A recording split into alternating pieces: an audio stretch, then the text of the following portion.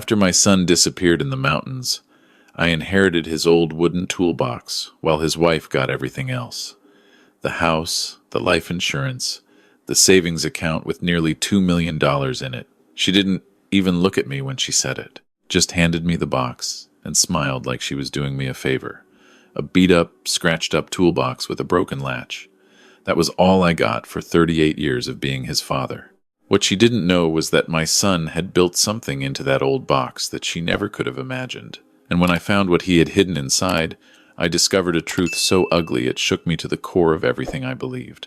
Before I go any further, I want to know where you're watching from today. Drop your location in the comments and tell me, have you ever been handed something that looked like nothing, only to find out it was worth more than everything else in the room? I'm going to take you back to the week after my son's memorial service, to a Tuesday morning in September, when the Tennessee air still felt like summer and my chest felt like concrete.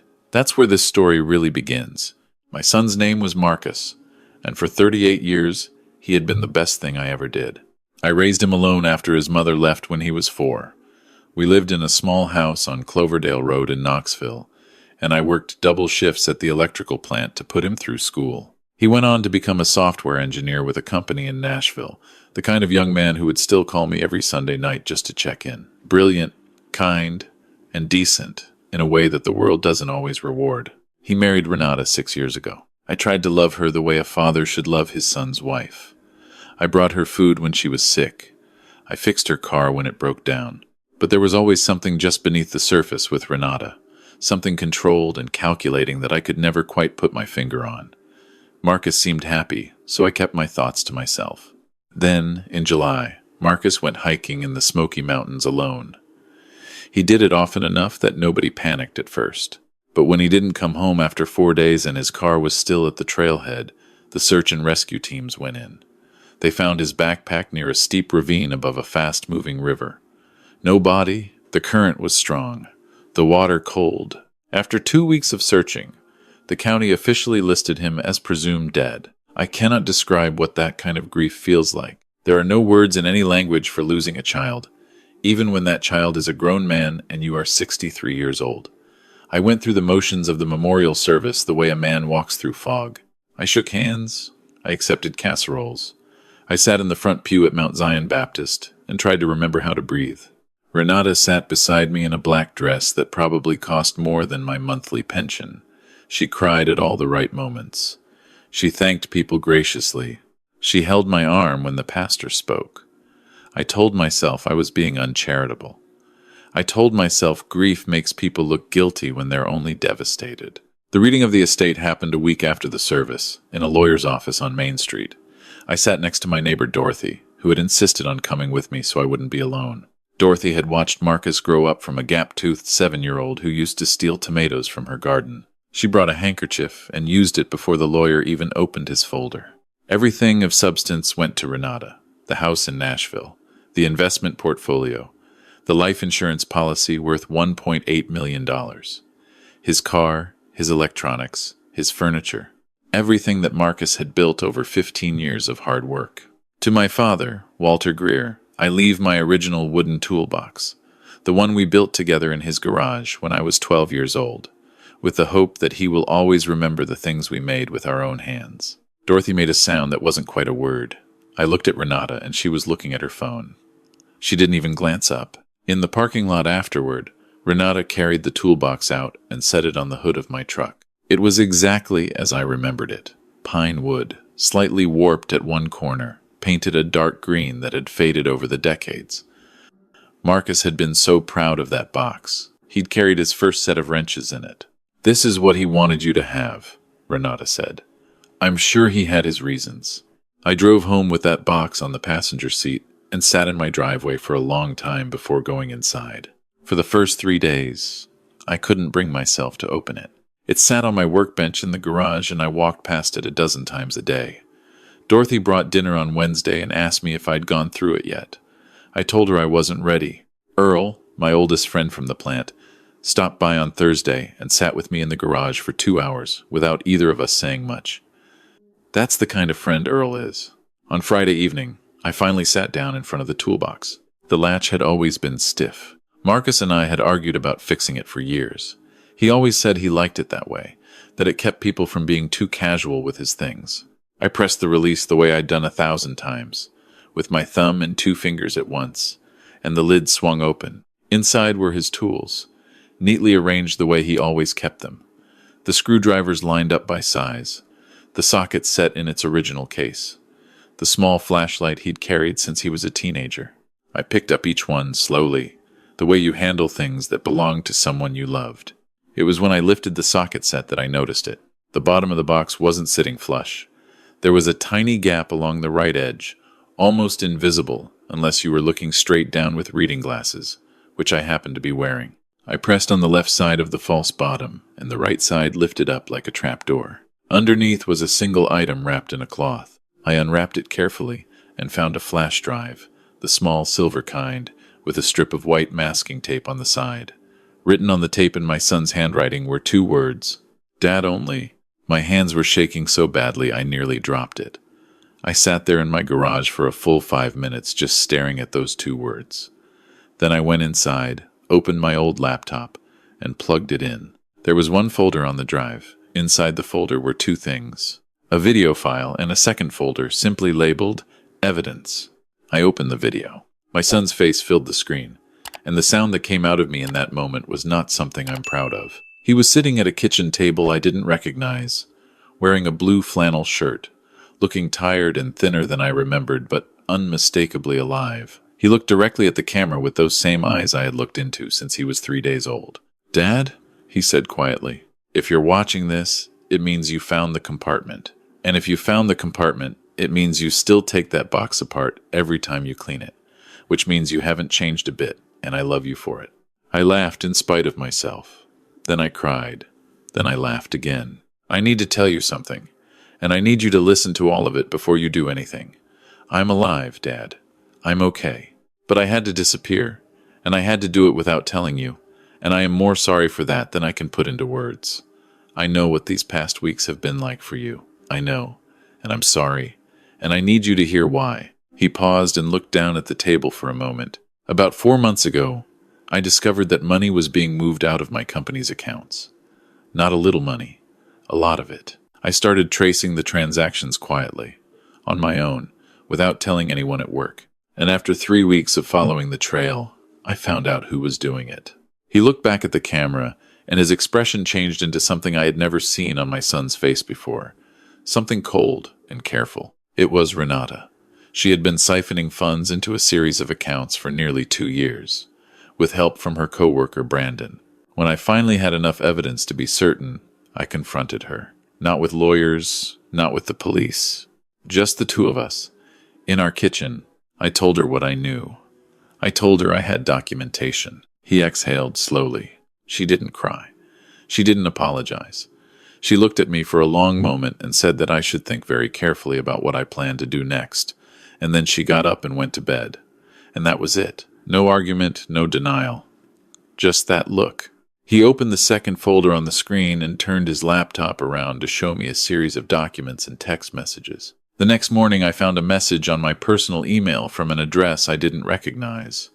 It said that if I went to the authorities, they would make sure the evidence looked like I was the one who had done it. They already had my credentials, my signature on documents I had never seen, transfers made through accounts linked to my name. They had been building a case against me for months, Dad. A case that would put me in prison while Renata walked away with everything. He turned the laptop back around. I spent 2 weeks building my own case against them. I copied everything onto that drive, every transaction, every document, every text message between Renata and Brandon. And then I realized that the moment I walked into a police station, Renata would know, and the backup case against me would appear overnight. So I made a different decision. I decided to disappear long enough to put the evidence somewhere she could never reach it, and to get it to someone I could trust completely. He looked at the camera again, and for a moment he looked exactly like he did when he was 12 years old. "There's no one on this earth I trust more than you, Dad. I need you to take that evidence folder to a man named Agent Harlan Cole at the FBI field office in Knoxville. Don't go to the local police. Go straight to Harlan Cole. His name and direct number are in the evidence folder. He has been investigating financial crimes in the region for 6 years, and he has no connection to Renata or anyone in her circle. Tell him you received information about fraudulent activity at my company. Don't mention me yet. Just give him the drive and let the evidence speak." He paused. "I'm at Uncle Roy's old place up near Norris Lake. You know the one. I'll be waiting. I love you, Dad.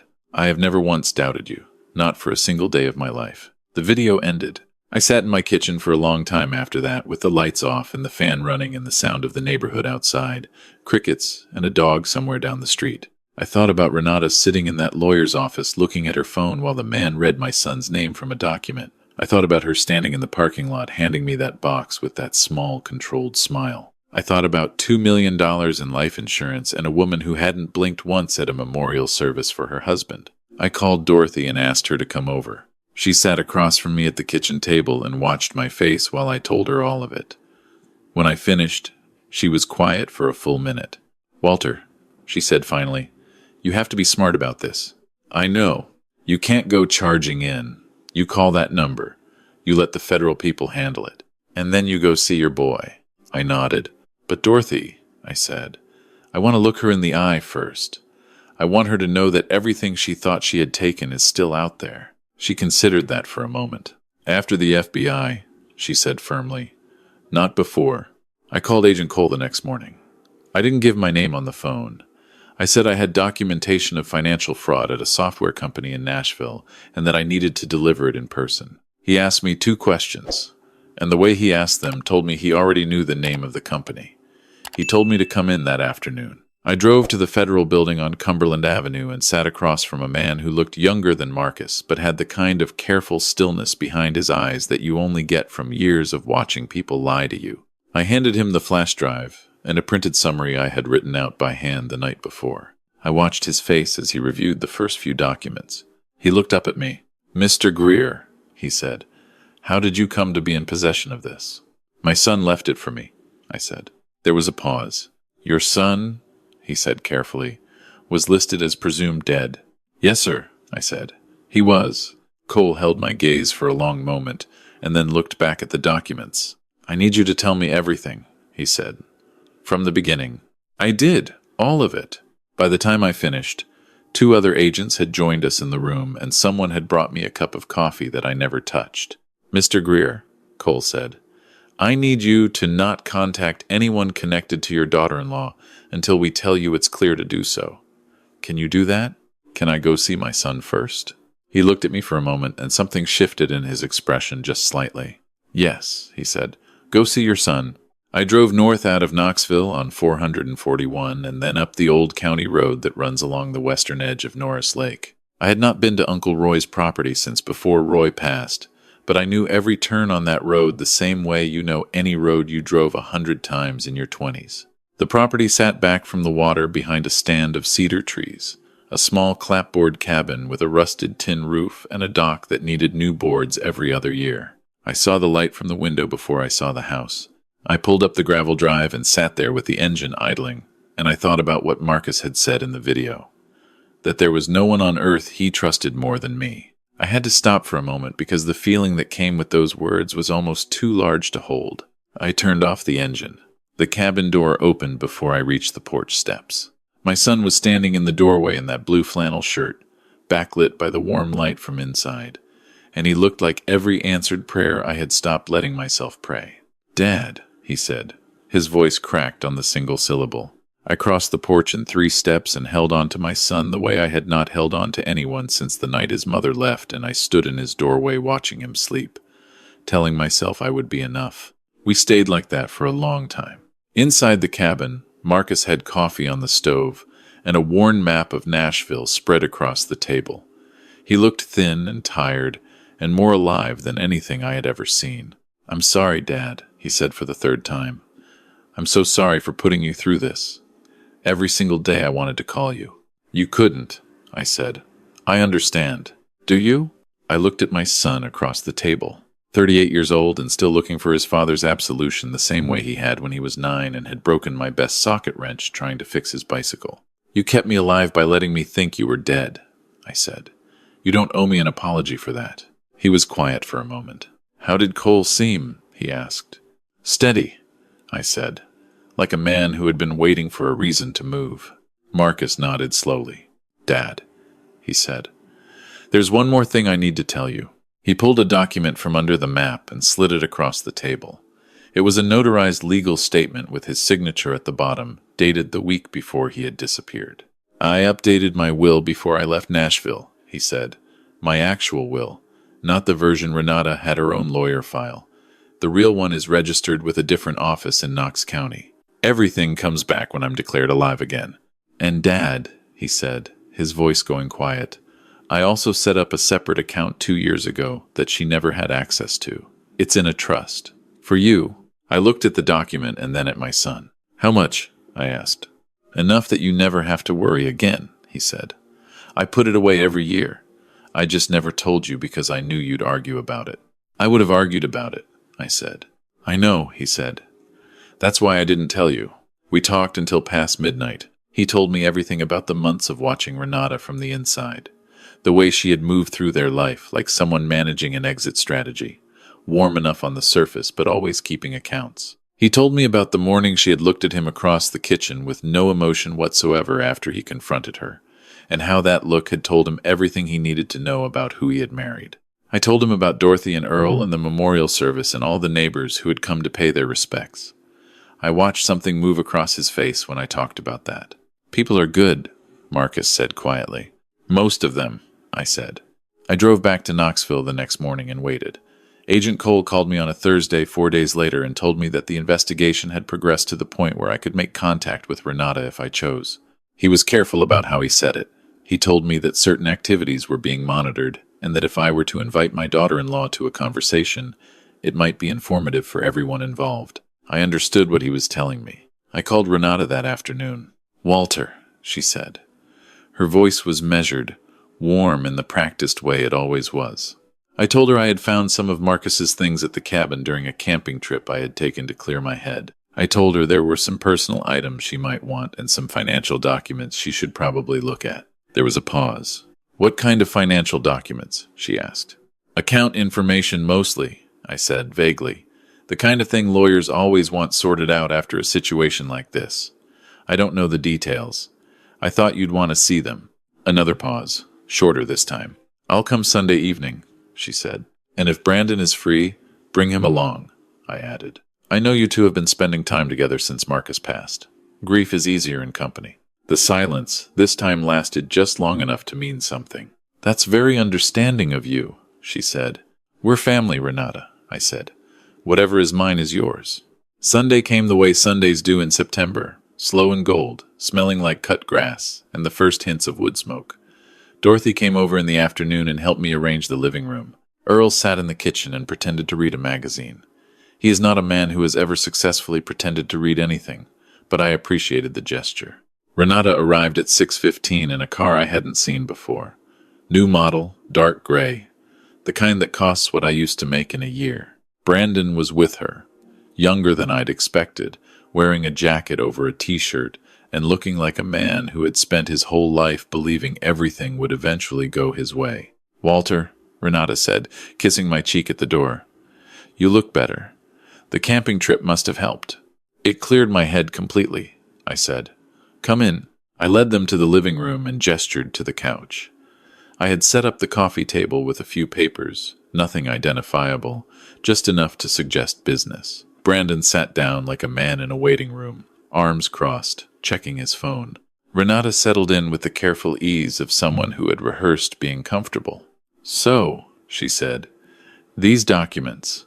In a moment, I said. I wanted to have a conversation first. I've been doing a lot of thinking. Renata tilted her head slightly. About Marcus, I said. About his work. About how hard he worked to build what he had, and how important it was to him that the people he trusted were worthy of it. She met my eyes steadily. Whatever was happening behind her expression was completely invisible. Of course, she said. He worked incredibly hard. He did, I said. He also cared very deeply about honesty. He learned that from his mother, and from me, and from every hard year we put in just to get him where he was going. Honesty and integrity. Those were the two words he came back to more than any others. Brandon shifted in his seat. Walter, Renata said with a note of careful warmth, is there something you're trying to say? I stood up slowly, the way a man my age stands up, with intention. I'm trying to say that my son asked me to give you something, I said. A message he left for me. He wanted you to hear it. I walked to the hallway and opened the front door. My son came through it like a man walking back into the world he was owed. I have replayed the moment Renata saw Marcus in my doorway more times than I can count since then, and every time it brings me something I am not entirely comfortable calling satisfaction. Satisfaction seems too small for it. What I felt watching her face lose every carefully maintained expression was closer to a kind of settling, like a foundation that has been uneven for years finally finding its level. Marcus, she said. Her voice was barely above a whisper. He's very much alive, I said from behind him. Has been the whole time. Brandon stood up. Marcus's gaze moved to him. Sit down, Marcus said quietly. Brandon sat down. This is not possible, Renata said. You were gone. They searched for weeks. The backpack, the river. I staged it, Marcus said. I had to. You gave me very limited options. Her expression cycled through shock and then something else. Something harder and faster. A recalculation happening in real time. Marcus, she said, her voice shifting registers. Whatever you think you found, whatever you think happened, we can talk about this. We can figure it out. You're my husband. You're alive. That changes everything. It does change some things, Marcus agreed. It changes the life insurance claim you filed. It changes the estate you spent the last 6 weeks liquidating. It changes quite a few accounting decisions you made at a company you had no ownership stake in. Agent Cole has been very interested in those changes. Her eyes moved to the front window as if measuring the distance to the car. The door behind Brandon opened at that moment, and Dorothy stepped out of the hallway. Earl followed her. And through the front window, Renata could now see the dark sedan that had been parked at the end of the block for the past 40 minutes begin to move toward the house. Agent Cole and 2 of his colleagues came through the front door without knocking. He showed Renata his credentials without ceremony and explained her rights in a voice that carried the particular quality of a man who has said those words many hundreds of times. Brandon began talking before Cole had finished. That is the thing about men like Brandon. They fold quickly because they were never solid to begin with. Dorothy was crying quietly in the doorway to the kitchen. Earl had his hand on my shoulder and wasn't saying anything, which was the right thing to do. As the officers walked Renata out to the sedan, she stopped in the doorway and looked at me. Whatever she had planned to say she thought better of, and then she was gone. Marcus stood next to me on the porch as the cars pulled away. The street was quiet. 2 of my neighbors had come out on their lawns and were watching. I gave them a nod that I hoped communicated that everything was under control. So, I said. So, my son said, you want coffee? He looked at me for a moment and laughed. The real laugh. The one that sounded like him from before all of this. The laugh I had listened for every Sunday night phone call for 15 years. Yeah, Dad, he said. I'll have coffee. We went inside and I made a pot and Dorothy and Earl stayed and we sat at the kitchen table for 2 hours just talking. Marcus explained the legal process that was coming. Declaring himself alive again, he said, turned out to involve more paperwork than disappearing had, which seemed about right for this country. There would be an investigation, testimony, hearings. There would be months of complicated things before any of it was resolved. But the account in trust was untouched. His patents and his work were all documented and verified. Everything Renata had claimed was now under federal review. The process, Cole had assured him, would go in one direction. Late in the evening, after Dorothy and Earl had gone home and the dishes were done, Marcus and I sat in my garage the way we had sat 1,000 times before, in the 2 old chairs next to the workbench, with the toolbox sitting on the shelf between us. Dad, he said, why do you think I hid it there? Of everything I could have used. I looked at the old green box, the warped corner, the stiff latch. Because you knew I'd find it, I said. Same reason I always found everything you tried to hide when you were a teenager. He smiled. Because you always checked everything twice. Because you taught me nothing worth keeping falls apart when you look at it closely, I said. Everything worth having is built solid all the way through. He was quiet for a moment. I missed you, he said. You better have, I said. We stayed there in the garage until the air turned cool and the neighborhood went dark and quiet around us. the way it does on fall evenings in Tennessee when the day is finally finished with you and lets you rest. I thought about the weeks I had spent in that house without him, the weight of that toolbox sitting on the bench, the way grief makes the ordinary things look permanent and final. I thought about a flash drive hidden beneath a false bottom, patient and waiting, carrying everything necessary. My son had built his secret into the one object he knew I would handle with care. Not a stranger, not a system, not a machine. Me, his father. Because after 63 years on this earth, and 38 of them raising someone I would give every remaining one for, the thing I have learned is this love doesn't announce itself in the moments it matters most.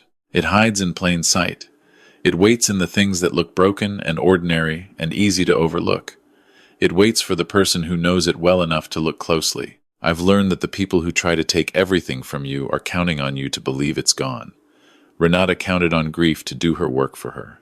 She counted on an old man sitting alone in a house, holding a worn-out toolbox and believing it was all he had left. What she didn't account for was that some fathers know their children well enough to keep looking, even when looking is the hardest thing in the world. The Lord doesn't always intervene the way we expect him to. Sometimes he doesn't send an angel or a sign written in the sky. Sometimes he puts something in your son's handwriting on a strip of white tape and trusts you to find it. I did.